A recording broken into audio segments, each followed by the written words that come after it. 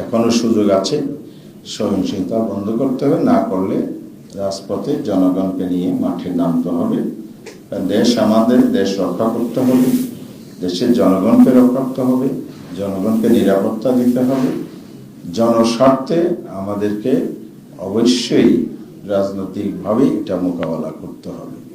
যেসব কার্যক্রম সারা দেশে হচ্ছে, মানুষের আঘাত আক্রমণ হচ্ছে, অগণতান্ত্রিক ফেসিবাদী আচরণ হচ্ছে, এগুলো দ্রুত পদক্ষেপ নিয়ে আমাদের বন্ধ করা উচিত বলে আমরা মনে করি। যদি এভাবে চলতে থাকে, গতকাল 11 দলের শীর্ষ নেতৃবৃন্দের ব্রিফিংয়ে এটা স্পষ্ট বলা হয়েছে, আমরা রাজনৈতিক কর্মসূচির দিকে যেতে বাধ্য হব। নির্বাচনের আগে, নির্বাচনের পরে অনেক জায়গায় সহিংসতা হয়েছে। নারীদের উপর যারা 11 দল পক্ষে কাজ করেছে আক্রমণ করা হয়েছে। কারণ এই নির্বাচনে নারীদের অংশগ্রহণ, উচ্ছ্বাস, 11 দল পক্ষে সমর্থন ব্যাপকভাবে লক্ষণীয় ছিল। নারী সমাজকে তারা টার্গেট করেছে। আমার নির্বাচন এলাকায় আজকেও প্রাপ্ত খবর অনুযায়ী কুতুবদিয়া, মহেশখালী এ পর্যন্ত 3 জন নারীকে আঘাত করা হয়েছে। গতকালও একজন মাথা ফেটে দেওয়া হয়েছে। এরপরে 3 জন হসপিটালে আছে আরো। এরপরে বিভিন্ন আসনে এরকম ঘটনাবলী আছে। যদি আপনারা জানতে চান, পত্রপত্রিকা বিভিন্ন মিডিয়াতে এগুলো আসতেছে, আমরা সবিস্তারের প্রতিবেদন দাখিল করতে পারব।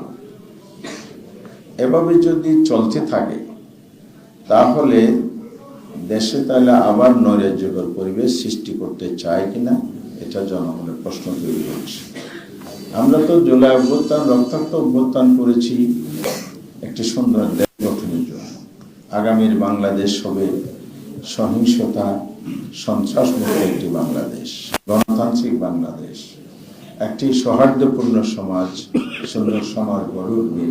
এই প্রত্যাশা নিয়েই তো আমরা জুলাই বিপ্লবে শরিক ছিলাম।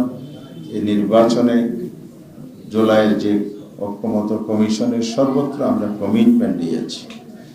পুরনো দাসের সেই অন্ধকার যুগের রাজনীতিকে যদি আমরা পলিটিক্যাল এই কালচার থেকে, অপকালচার থেকে যদি আমরা বেরিয়ে না আসতে পারি, তাহলে নির্বাচন পরবর্তীতে দেশ গড়ার অঙ্গীকার একটা অর্থহীন হয়ে দাঁড়াবে।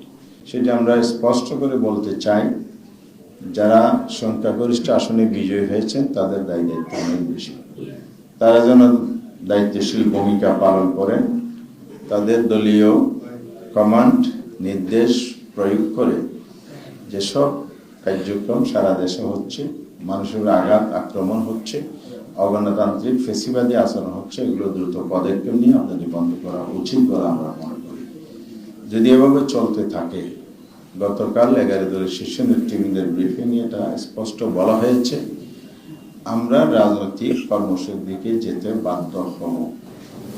এটা পুনর্ব্যক্ত করছি, তারা আমাদেরকে বাধ্য না। ইতিমধ্যে আমরা কর্মসূচি প্রণয়ন করেছি। আমরা শীর্ষ পর্যায়ে আলোচনা করে এটা চূড়ান্ত করবে, ঘোষণা দেব। তবে এখনো সুযোগ আছে, সহিংসতা বন্ধ করতে হবে, না করলে রাজপথে জনগণকে নিয়ে মাঠে নামতে হবে। দেশ আমাদের, দেশ রক্ষা করতে হবে, দেশের জনগণকে রক্ষা করতে হবে, জনগণকে নিরাপত্তা দিতে হবে। জনস্বার্থে আমাদেরকে অবশ্যই রাজনৈতিকভাবে এটা মোকাবেলা করতে হবে।